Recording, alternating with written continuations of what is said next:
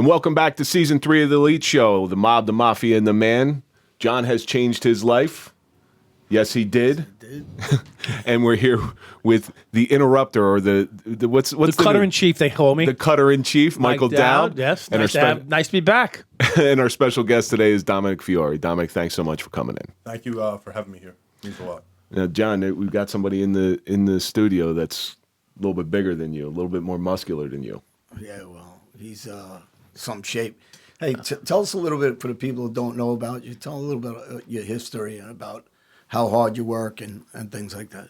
Absolutely. So, all right. I always grew up playing sports my whole life. I always thought to myself, What was your favorite sport? baseball.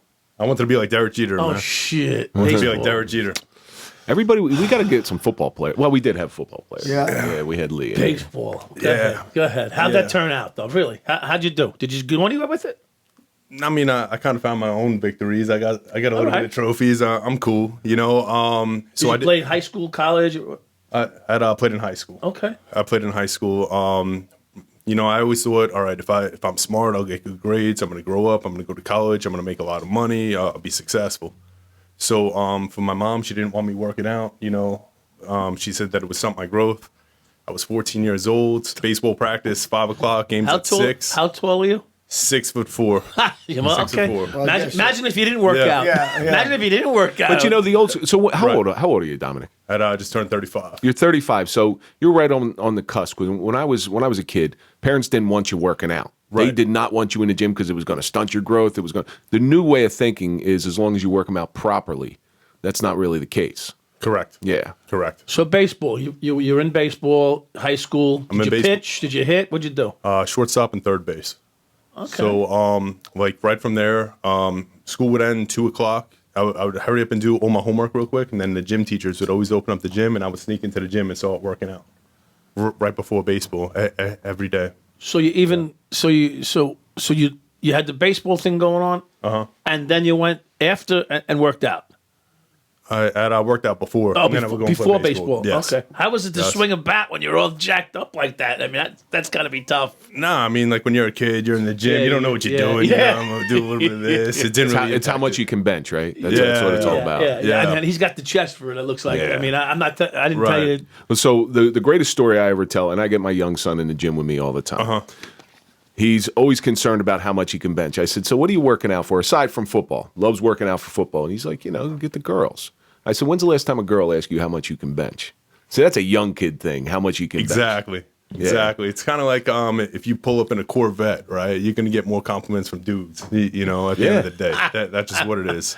But the Lamborghini, Well, no, then the girls just say you got a small penis. That's what it is. I did have a Corvette, so. Well, I don't want to say nothing, Mike. Well, I don't do it with my penis. I didn't have a Lamborghini. So Dominic, go ahead. So you're You know, so I'm in here sneaking in my workouts, everything else, and my passion for baseball just kind of shifted because I didn't know like what purpose working out served in my life, but it just felt so good. I was like, I need this. Once again, 14-year-old myself, I'm gonna work out. I'm gonna get girls. Right, my 15th birthday in November, $25 gift card to Barnes & Noble. I buy Arnold Schwarzenegger's bodybuilding encyclopedia, reading through it, looking at all the pictures, putting my own workouts together. Winter break happens. I just introduced my son to that book because I bought it about the same age that you bought it. Yeah. And it's a great starter. Absolutely. For somebody going into workout because it teaches you proper form, proper technique. And as a kid, there's so much more. It's like playing ball. It's like playing baseball. When you guys all played baseball as kids, yeah, baseball was fun, but playing on that team taught you so much more. Well, going into the gym as a young man taught you so much more because probably at the time things were changing a little bit. But I remember first time stepping in the gym. If you didn't rack your weights, you got embarrassed and then thrown out of the gym. Yep. For my second day working out, I'm in a tank top, and someone's like, "Hey, man, if you're gonna wear that, you better have some muscles." I'm like, "Oh shit!" I'm covering up. You know, it's a different generation today. Everyone's in tank tops, obviously, but you were scared to go to the gym. Some of the people that you saw, it was intimidating. Yes. When someone said, "Hey, I want you to work out with me," you're not gonna tell them no because you don't want to disrespect them. But you need to keep up with them. So it forces you to push yourself and step your game up. So at 14 years old, Dominic you're like mentally astute and driven to get involved. Like, How many hours a day would you work out at that young age? How many hours a day? I would go as long as I could. I would probably from like 2:30 up until the time of practice until like 5 o'clock, just doing everything and anything. yeah, It's a little different now, though. Right, Yeah. absolutely. but what I saw is the way he described it is the drive he had, and like he actually thought about getting a book. I never would think about getting a book to work out. I would just go look at the weight pile and start doing something with the weights. But for a guy at 14 years old to think about getting a book, and in fact, an Arnold Schwarzenegger book, that's like, I mean, it's not just a happenstance that he's in damn good shape. And at 35, by the way, is not a young man anymore. I mean, he's young compared to this crew here, but competitive bodybuilding, 35. I don't know if that's. Wait a second. He is only 12 years older than me, Mike. You need to rephrase that. Or 12 years younger than me. I'm sorry. Well, he looks.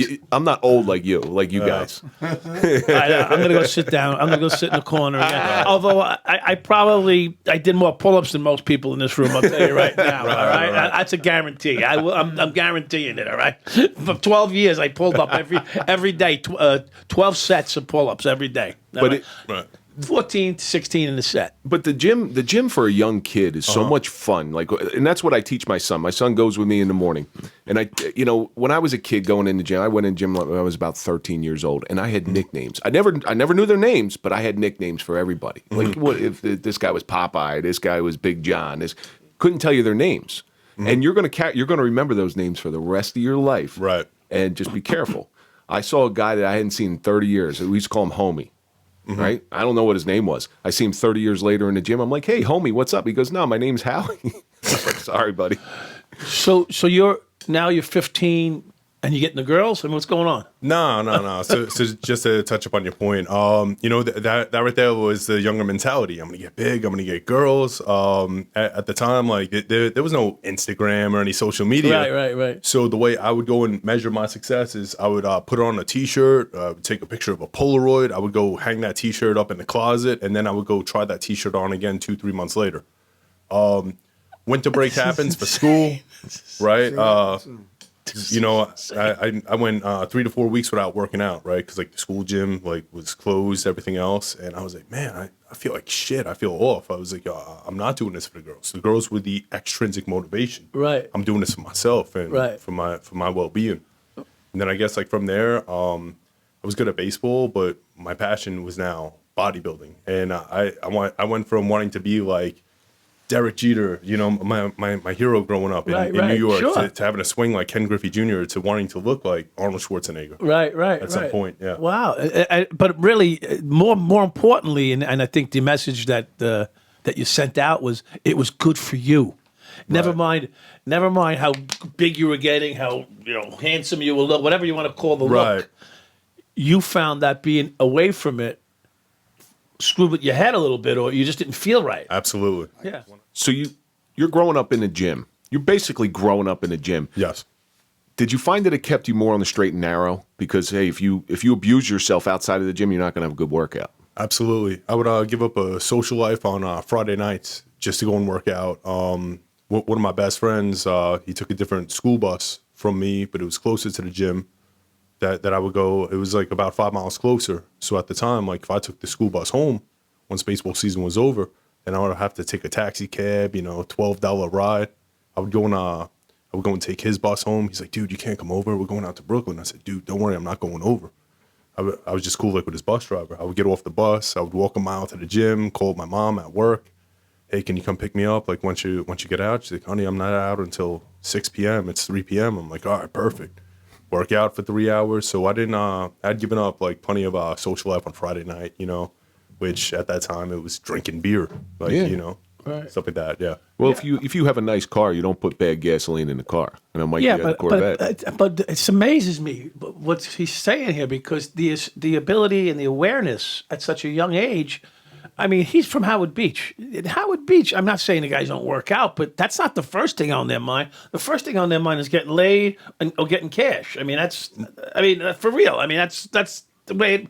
At least that's what I know of the guys from Howard Beach, earning money, whether it's slinging something or getting a real job or getting laid. And his priority was putting good fuel in his body by working. Did you diet properly, or you just diet haphazardly? I mean, I made positive decisions, but then at the same time, it was, I work out. I could eat whatever I want. All right, let me go to Applebee's after 10 o'clock for half off appetizers, Right. But the problem with that is there's a theory out there that says if the furnace gets hot enough, it'll burn anything. But Right. that's not the case. Correct. When I was growing up, bodybuilders, the bodybuilding community, you got to eat 6 times a day. Mm-hmm. They're finding that that's not exactly true right now. It's not exactly true to make the proper gains. Yes, you have to keep your muscles fueled and everything. What was your diet like when you first started? So when I first started, I was like, I'm natural. I'm going to stay natural. I'm not even going to touch this whey protein. I'm going to eat some chicken. Fortunately, I really hated it at the time. I would talk to my friends, and everyone was getting like pasta for dinner. My mom, she wasn't the best cook in the world, so I would eat the plain salmon, like with the skin on it. I would just eat broccoli raw, kind of like an apple, just bite it. So I did have that. And then once I got my driver's license, that's when I was like, all right, I'm going to eat my mom's dinner, but then I'm going to go over to Taco Bell. Something tasty. Yeah. Tasty. I'm going to go get the slice of pizza. Yeah, it's funny he mentioned that, because it brings me to the point where when I was in prison, and it's always Training camp. Yeah, well, training it's camp. hard to get the best nutrition, but what we did, many of us, is we loaded up on like tuna, because that's really was the cheapest thing you can get, and it was available, and it's high in protein, but the way you said it, you ate like you just bite an apple, or you ate some broccoli, or you just ate the fish that was skinned, it had the skin still on it. It seemed like you were just fueling the beast rather than enjoying the food. Exactly. Is that, yeah? So exactly. Yeah, and I recall doing that in the joint, because, I mean, I didn't want to. I mean, I got lean as I got so lean. I was actually. I wasn't big. I'm 17 and a half inch arms on a 31-inch waist. That's a big guy. My back being probably 44, 46, inches. But not that I'm measuring off here with inches. But my point is that you found a way to fuel yourself, and then you didn't have the flavoring. So I went through that period in the joint where that's what I did. I just ate tuna right out of the can. I mean, you know it better than anybody, Mike. So food, quickly, for a lot of people, food is pleasure. Yeah, Okay? well, that's... When you're in the joint, or when you're doing the stuff that you're doing, Dominic, food is no longer pleasure. Food is fuel. Yeah. That's all it is. Yeah. Well, that's because that's what you're utilizing it for. You made it... You thought of it as a bodybuilding. You didn't want to waste calories. And then, yet, at 16, 17, 18 years old, this is your mindset.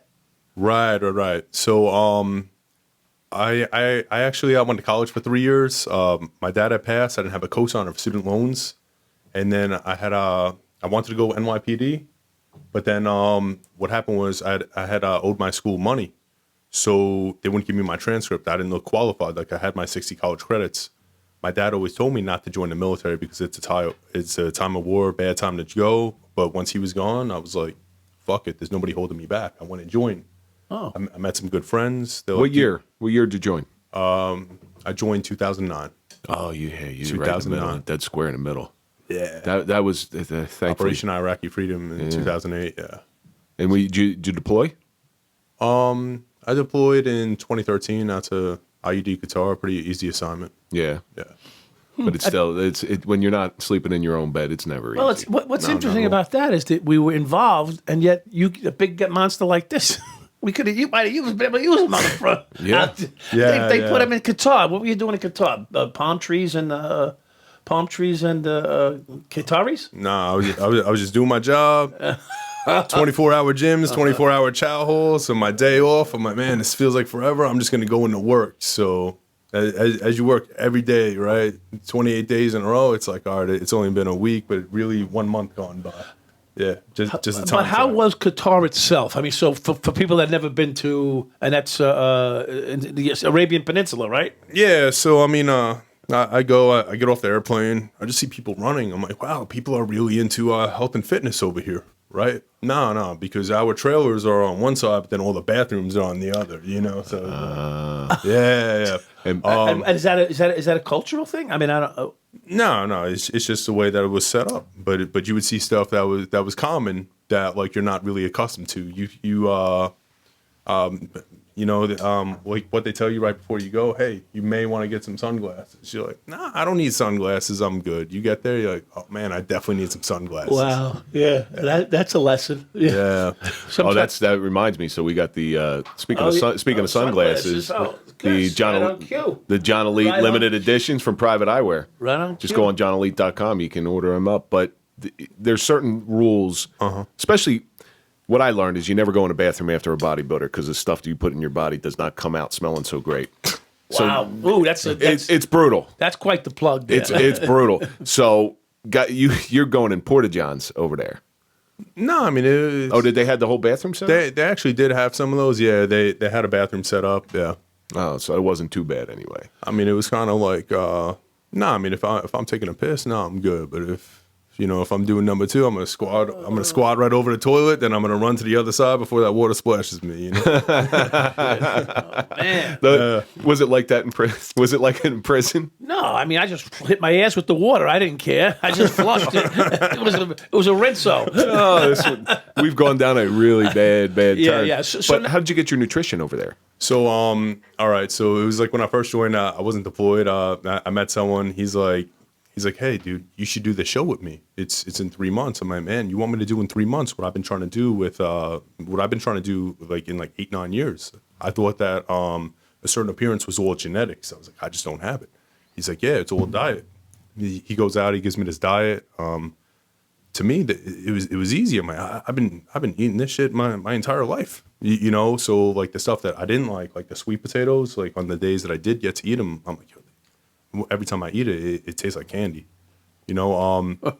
So, but for me, ultimately, right, I went in without any standards, without any expectations. My first show, I didn't know what I was doing. I came in 4th out of 7. I was happy. I accomplished something I didn't think I could. You did the show. You stood on a stage, right? Was it a stage? Yeah. Was it people in the audience? Was it an audience? Yeah. So was it a military organization? No. It was civilian. In the street? Wait, in Qatar or here? No. I was stationed in D.C. at the time, so I did it out in Woodbridge, Virginia. Through the NGA. And there's nothing as humbling as stepping on stage in those shorts. You're out there for the world to see. If you got an imperfection in your body, you got a pimple on your belly, it's going to show. Anything, yeah. So for me, like, was I nervous? Hell yeah, but I didn't want to go and give off that appearance. So I was like, all right, I'm going to go and I'm going to wear purple. I'm going to wear purple posing trunks. I'm going to go smile. I'm going to be happy to be there. I'm going to be excited. I went in without any standards and expectations, and I went and I had fun. I did 9 shows current to date, and I had noticed like every show I got harder and harder and harder on myself, and then it really went and took away the enjoyment. So just recently, within like the past 5 years, I learned to once again have fun, drop expectations, because you don't want to be overly hard and critical on yourself, because then it takes the enjoyment out of it, and then you're actually doing something that's healthy. So you don't want to go and revert the opposite way. And being from New York, it's like it's so much easier. Like whenever it snows, to say, oh, fuck this, I'm getting pizza, instead of, hey, this gym is closed over here, let me call around and see who's open, what time are they staying open until, right, my car is rear-wheel drive, maybe I can take an Uber there. Well, that's why cops get fat, right, Mike? I mean, what's open 24 hours? Everybody donuts and coffee for a cop, but what's open 24 hours? Donuts and coffee, and you see you got the pizza though. I'm big on pizza. I was big on pizza and Chinese, but which isn't the quick best stuff. Street food, right? Quick street food. Yeah, whatever you can do to fill that void in there, and it becomes a very unhealthy lifestyle. Being where you are in New York, it's the same thing. So Correct. you have to make those healthy choices. Correct. So I guess for the analogy I like to give, Bruce Lee, right? Like with his martial arts, like find your rhythm and use your atmosphere as your weapon. I do the same thing. So I could literally not meal prep, but I know, all right, hey, where's the nearest supermarket? All right, this spot right here has instant jasmine rice. This spot has packets of tuna. okay, there's a vitamin shop or a GNC. I could get a protein shake, maybe a bag of Quest chips. So I tend to do that. When I'm at work in my office, I'll stock it up like with dry foods, such as packets of tuna, oatmeal. It's very easy to go out and find a microwave, add some water. So further so your career in the military, you go to basic training. Yeah. Did you excel at basic training? You were in great shape. I was in great shape, but I was in great shape for like lifting weights, not so much like running, calisthenics, push-ups, and sit-ups. It was different. And then that's why I asked that question. I felt as if I couldn't be myself because I wasn't in the gym. But then I told myself, you know what? It's the military. I'm supposed to hate it anyway. Fuck it. There's people who didn't even go to the gym who are struggling. You know? Right. Yeah. But so in a way, what you thought was going to be an asset was a detriment because you're so big. It was hard to do push-ups, sit-ups. I mean, correct. In a way that's that they want you to perform.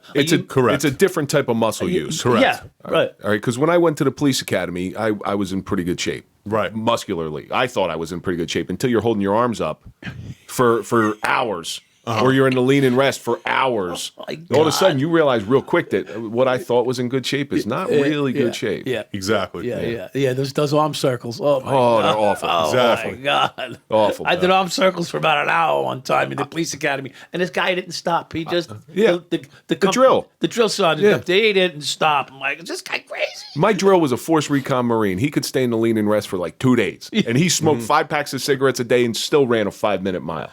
So it was a nightmare. It was an absolute nightmare. Did you find that where you thought you went into the military good shape and all of a sudden?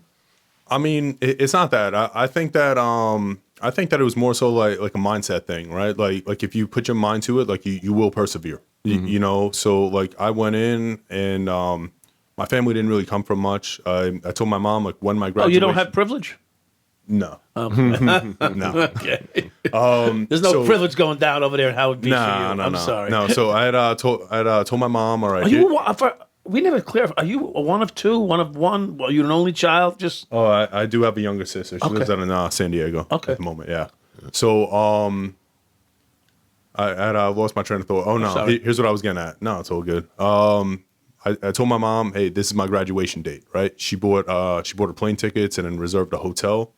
So right from there, week 1, basic training, I told myself, no matter what, I'm fucking graduating, and I'm graduating on time. Because if I get washed back a week or two, you know, it throws everything off. Yeah.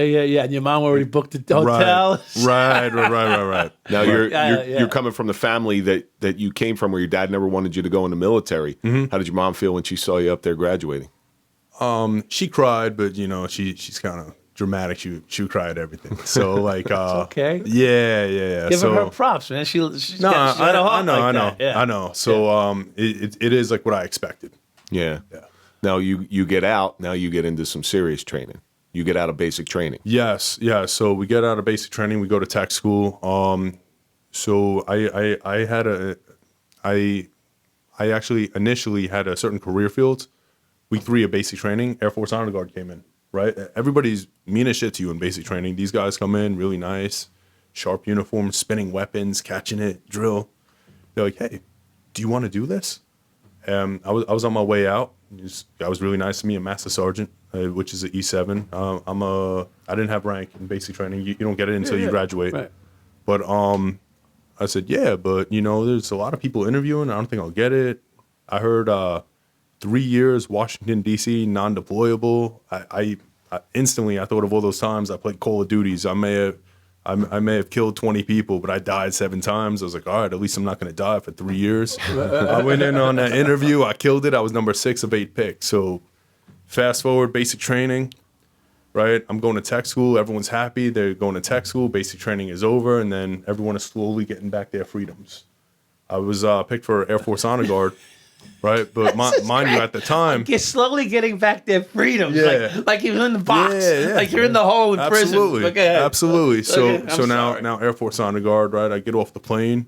There's 2 more instructors in Reagan National Airport in Washington D.C. just yelling at you, pick up your fucking bags. Don't let them touch the ground. Let's go. Now I'm like marching. I'm like looking over. I'm like, yo, what's going on? Then this kid shook.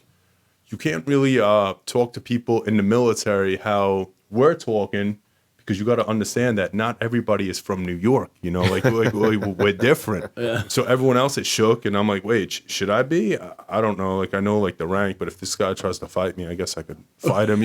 There's my mindset, That's my how mentality. you're going. You know, so joining, just getting yelled at, and I'm tired. I don't sleep. Like we get back onto the base, we dump all of our shit on the bag. Now we go to the BX commissary.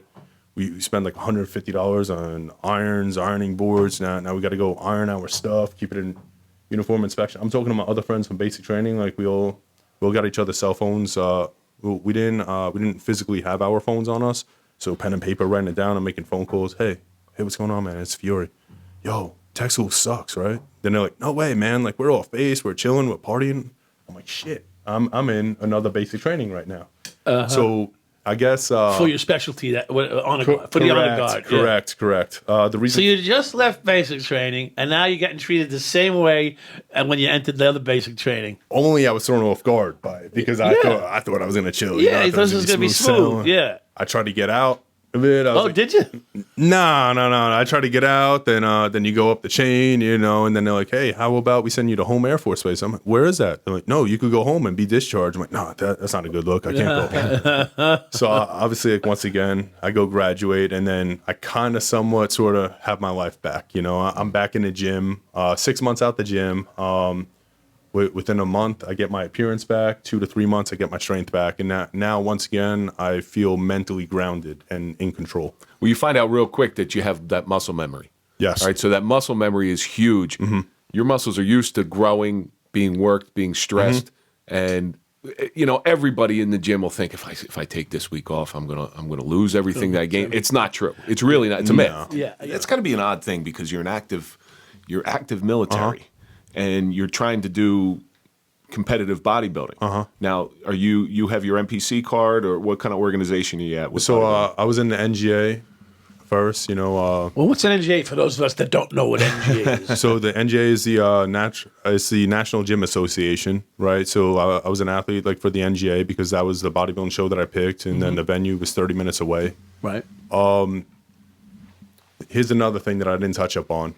Prior to the military, before I was doing bouncing, bodyguard, and private security, sometimes taking home $1,000 a week cash. Mm-hmm. When you first join the military, my paychecks on the 1st and 15th are looking like $600 to $700. I'm like, hey, where's the rest of my money? My God. Yeah, this is tough. So by me even competing, it's like, all right, I got to eat this chicken. And on base, chicken was $1.99 a pound. You're not going to eat a pound at a time, you know. So I was competing just to save money, you know.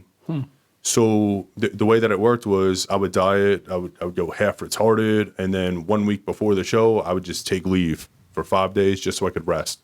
But my job for that last week was, okay, go to the gym, eat, go to sleep. And it becomes a lifestyle. But one of the things people don't realize about your particular chosen profession, and it's not your profession, your sport, it's so expensive. It's so expensive. The food alone will break you. And trying to do that on a military salary, that's where I'm trying to get to. Right. It's got to be next to impossible. Right. It was difficult. It was it was more cost effective to eat chicken and then drink some extra virgin olive oil as opposed to going for the 99% fat-free lean ground beef, 99% fat-free turkey. So wait a minute. Salmon. Wait. He just said drink olive oil? Yes. Good fats. Yeah. Yes. Well, if you watch Pumping Iron, which I'm sure you have, right? Have you ever seen Pumping Iron? So if you look at all the Arnold and his friends sitting together having a meal, do you know what they're eating? They're eating ground beef. Right. They're eating ground beef cooked almost like a meatloaf. Right. And that's all they're eating. They're not eating breads, potatoes. No, I know all they're that. Eating, the high protein stuff. That's all they're eating. Right. It's almost like the equivalent of what a keto diet. Carnivorous. They were carnivorous animals. Of course, they're carnivorous. But that's how you lived your life. Especially on back in those days, I think Mr. Olympia, the top prize was $1,000 when they went to Pretoria, South Africa. I mean, it wasn't much money. So let's get to the meat and the potatoes here. Potatoes, just meat. The meats. Let's get to the meats. How did the women turn? So he gets in shape. He's going to get all these women. He finds out he does it for himself. But in the end, I understand you got a beautiful, attractive bodybuilding relationship. Or how is that relationship? Yeah, I mean, it's good. You So know? wait, you met her On and where? off. Cocoa?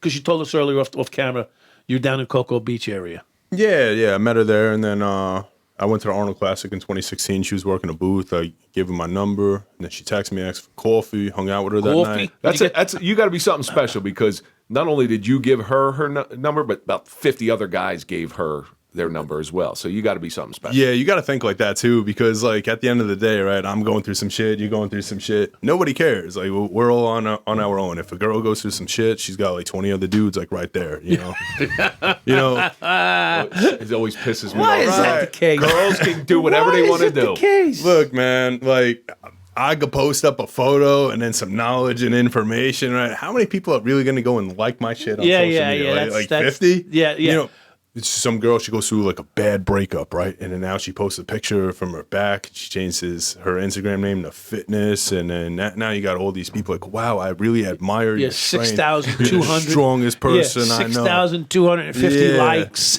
Yeah. yeah. Isn't it amazing? A pair of boobs and a nice ass, and you get likes. Right. Surgery can happen. I'm going to work on that. I want to get more likes. Well, yeah, that's what you got to do. I You need got to to get become more an likes. influencer. I'm going to. Right. I'm just more of the blunt type. I'll go up to someone. I'll say, "Yo, just so you know, nobody was actually really inspired by that picture that you posted." Although I'm very interested in what's in the picture. Like, look, I might talk to. This is an old saying: you can lead a horse to water, right? I might talk to 10 people a day. I maybe inspire you could inspire all 10, but how many actually follow through, right? 1 to 2, yeah. Yeah, maybe. But people are looking at you now and probably thinking you got all the answers, and I'm sure you're figuring it out every day. absolutely. That's the truth. So what was something you thought when you first got into the gym, 13, 14 years old, versus what you've learned now? What's changed? Well, once again, just like your son saying, "Oh, how much can I bench? How much can I bench?" Once you hit a certain number and then it's decent, then you're still not. You don't have the appearance it is that you want, right? So it's like, all right, something else needs to change. You know, I get my diet down. Now I don't have the strength that I want. So you're never really going to get what you want unless you set like small, realistic goals and expectations. When I first started training, they told me, hey, give it 1 year and then you're going to be huge. I was like, all right. 1 year goes by. I'm not big. I was like, oh, maybe he meant 2 years.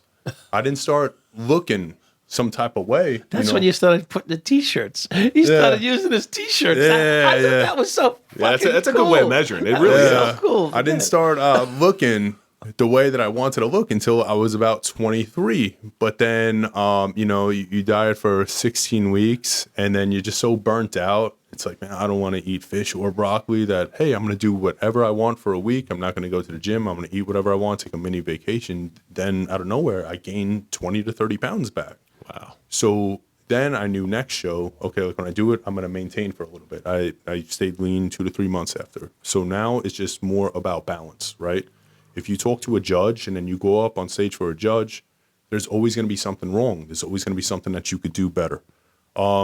I think that if you set a small, realistic goal as to, okay, this is like what I want, this is how I'm happy, right? I'd hit my numbers on the bench already.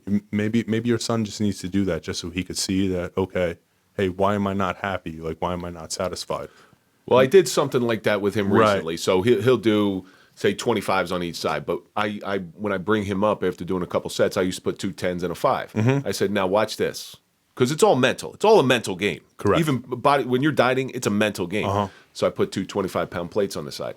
Do you know he did that easier than 2 10s and a 5? Same weight. Because it's all up here. Yeah. It's a big mental game. And Right, that's right. what people don't realize about bodybuilding. It's all mental. So now, bring us to you. You're in the service. You do 3 years honor guard. Is that correct? Correct. Okay. So, did you enjoy that? And when you actually graduated and became an honor guard, did you enjoy that? And where was your best assignment that you were most interested in? Absolutely. So from there, right? Well, you're proud of it because I'm proud to be sitting next to him. Yeah, I'm proud to be absolutely. sitting next to a guy who finished boot camp, whatever you call, and then went into this training and became an honor guard because they show what we want our military to look like. I don't know how they Yes. act, but they Yes. present what They're the face. When I say to my child, my mother, my son, my friend, that's what we need to give, show. So go ahead, tell me Absolutely. At the time, I didn't understand like why I was going through like what I was going through. why they were abusing you again. Yeah. Like I'm like, man, this is difficult, right? Getting phone calls 4 o'clock in the morning. Hey, for this person right here, they actually got sick. Like you need to be in uniform right here. You got 30 minutes. All right. I'm like, man, it was supposed to be my day off. And then there was times like, hey, if you do the color guard, then you could do the Washington Redskins football game. I was like, that's on a Sunday. I'm not a Redskins fan. And they're playing this team. Not the Redskins anymore. Yeah, I know. The Washington football team. Right. Whatever. No, I think they got a new name. I forget what it is. Yeah. Always be the Redskins. Yeah, so Pinkies. I wasn't always as appreciative as I should have been because I was just living in like that anxiety. I was living in anxiety. I was on call 24 hours, right? You never knew. Like, I didn't have any rank. I didn't have any say. My supervisor, he was, looking back at it, all it was he just needed to grow as a leader. I didn't understand at the time. I'm like, man, this guy's a dick. You don't know how to talk. You don't, so he just needed to grow as a leader. And then in the gym, he would try to tell me how to work out. I was like, no, I'm not doing that. He's like, well, if you didn't like being told what to do, then you shouldn't have joined the military. I was like, are you going to tell me what kind of car it is I need to drive? So I didn't understand at the time. Looking back, yes, I do appreciate it. I was a body bearer. I carried caskets at an Arlington National Cemetery. I did 2-man flagpoles at the White House. I did dignified transfers at a Dover, Delaware, Dover Air Force Base. So right from there, that was carrying all the active duty debts, transferring, Well, you never appreciate anything. How many lessons did you learn in the police academy that you, God, while you're going through it, it sucked. I mean, it sucked. Right. But when you get out, you're like, oh, I understand why they were having us do. Whether the rubber guns they used to make you carry to get used to it, you used to have to hold it. You used to have to hold it up for a long time, and your arms shaking and everything. Well, why are they making you do that? Because if you're ever in a real incident. Right. Well, I refer to the statement that he made to my fall from grace because I didn't appreciate at the time what I had.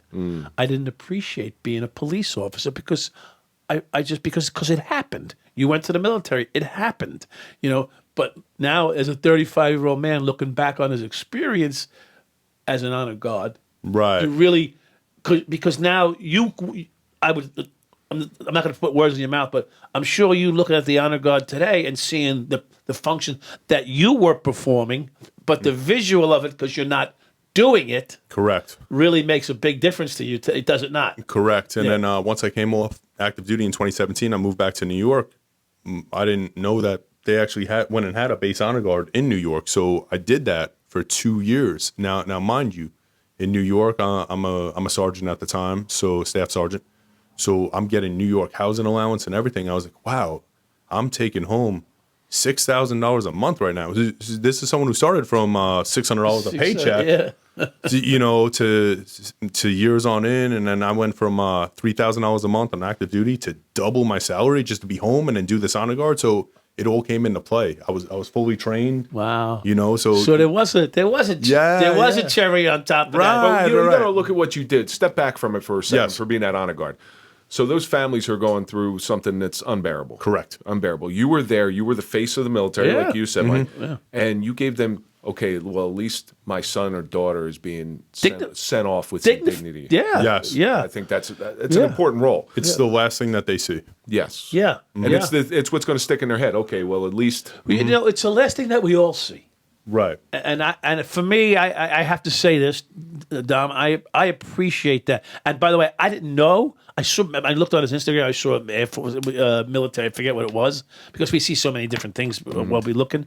But to know now what that was, and for him to be able to reflect upon it and share it, that's pretty cool. I take that warmly. And appreciate and respect it. Thank you for that. Well, how long you got left in the military? I'll be retired in 7 years. I'll be eligible to retire in 7 years. I may ride it out. You may ride it out. A little bit longer, yeah. Well, I mean, you're a young guy. 7 years, that's going to put you at 42. Yeah. And you're still gonna have your whole life ahead of you at 42. A lot of life. But unless you're Elvis, because Elvis died at 42. Yeah, by the grace of God, you're going to have a lot of life. Yeah. And you have any plans for post-retirement? Are you setting yourself up in some either a business or? I am, but at the same time, it's like anybody could go and make a plan, right? Like, hey, why don't you become a doctor? You'll make $400,000 a year, and then you could drive a Dodge Viper. But do I really want to do that? Right. Ultimately, like, I want to chase like what does make me happy, where I could like live stress free and be satisfied. So you want to go to the Philippines and live on an island and get grapes and pump and fanned, Be fed by the locals? Be fanned and 7 years from now, my priorities may be very different. Yeah, You know, I may have a family. I may want like one of those jobs like that I just work from home. You know, like I couldn't tell you, but But what are your aspirations like? Do you like the sea? You're in the Air Force. Yes. Do you maybe want to learn to fly? I mean, I don't know. Is there any aspirational thing? No, so for me, what it is I do is like maybe every few years or so I'll cross train because the Air Force in general is just very broad, right? Like the military in general is very broad. There's a million jobs. Yeah, exactly. So like I just want a broader spectrum of like how each operation functions, you know. So I do eventually like want to pick a new career field, see a different side of it, pick another one, as many as I can, you know. Once I retire, I still want to be associated, possibly like a civilian contractor, maybe go to military bases. Do they still call it sell Uncle parts. Sugar? Do they still call it Uncle Sugar? Uncle Sugar. The military, Sugar. yeah. My cousin was in the Air Force. Okay. And he used to say, Uncle Sugar's taking care of me. Just as he went on and on in the military career, and then they beg you to stay. They give you a stipend to please stay an extra 5 years or 3 years. They give you an extra bonus to stay. Got you. So I personally haven't heard that term before, but at the same time, I'm an overthinker. I'm like, hey, if I re-enlist, you give me $30,000. Why? Can I do better for myself on the outside? And then you don't want to let me go? Is it going to cost you more to train someone? And Mike, like if things were like present day, the way that they were in the 90s, I would, you know, kind of like you, I would go in demand. Nah, because you're going to go hire someone else for this job. It costs you $200,000 to train him. To get him to this level. You're giving me $30,000. I want $120. Yeah, right. Well, right, you know, yeah. Things aren't that way. Yeah.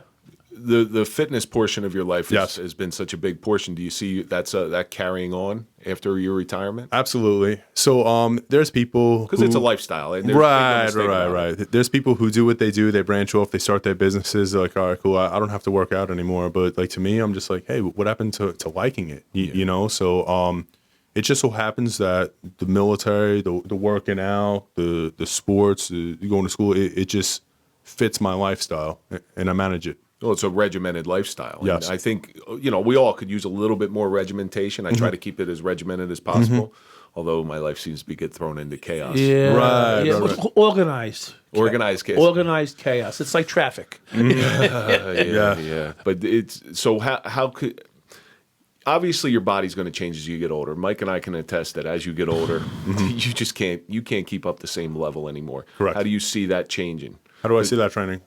Changing. As you get older, you got to train smarter. You don't got to train harder. Harder isn't always good, Right. So you could bench 400 pounds. You don't look a certain type of way. You bench 225 for 20 reps. Now you have the appearance, but also your tendons and ligaments are kept better. You know. Are you a licensed trainer, or can you be a licensed trainer, or would you do something like that, or are you just not interested in that kind of? I mean, I'm certified through ISSA, Master Trainer. I'm certified through NASM. So you already have that sort of Yes. certification. Okay, Yes. all right. Yes. So you could maybe side hustle and Absolutely. train. Or while you're figuring stuff out. Right, Yeah, right, while right. you're figuring Absolutely. stuff out, you can always Do you ever think of owning a gym? Because I mean, you enjoy it. Don't. Obviously. Don't. All right. So Don't ever own a gym. Yeah. Bad business. Something like that. I actually have thought of. I thought of owning a gym. I thought of being a badass trainer. I thought about doing all this. But the thing is, right? Someone comes up to me, says, like, different people have different goals, right? So you go, you buy a house, you sell it. I buy a house, I rent it out. It falls under real estate. The gym, like, I love like building muscle. You know, everyone else. Someone might be like, you know, you're walking on a treadmill next to them for like 30 minutes. Yeah, the doctor said if I don't work out, I'm gonna die soon. I'm like, oh, okay. Well, you know, I would have taken a hint when the scale said 300 pounds. Yeah, well- I mean, Well, my wife's a personal trainer. This is where I Right. go with this. My wife is a personal trainer, and when I did personal training for a short period of time, but I wanted to train everybody like I trained. Yes. That doesn't work. Correct. That doesn't work. People want a coach. They want a friend. They want somebody to talk their way through it to make the time a little Someone bit to more hold their palatable. glutes. Someone to hold their glutes. That's for you, Mike. Someone to hold their glutes while they're doing a squat or something like that. Exactly. So it's not training is not. You're looking for longevity. I'm a glute guy. Yes. Even though my glutes need some work. Lots of work. We're going to end this show in a couple minutes. We could work on that. Come on now. My knees are bad. I can't squat like I used to. My knees are bad. But that's so it becomes a lifestyle, and you carry it with you when it gets in your blood. Like the military is in your blood. When training gets in your blood, when police work gets in your blood, you're going to stop those one day.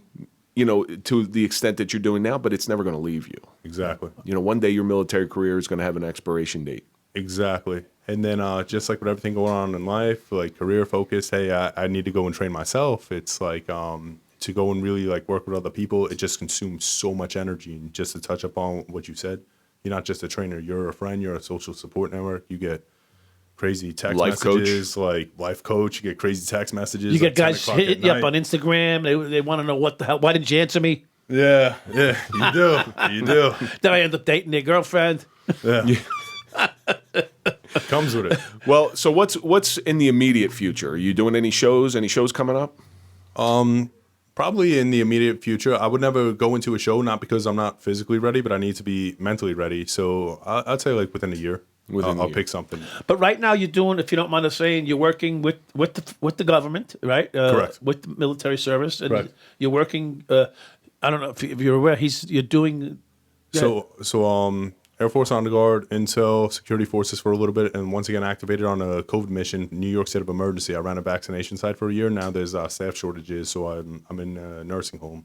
My life is just go to the point where I feel as if I cannot put 100% concentration into a bodybuilding show. A bodybuilding show to me, I personally go and I find my own victories. All right, I came in the best shape of my life. I smiled. My friends and family saw me, and I actually went and united some people.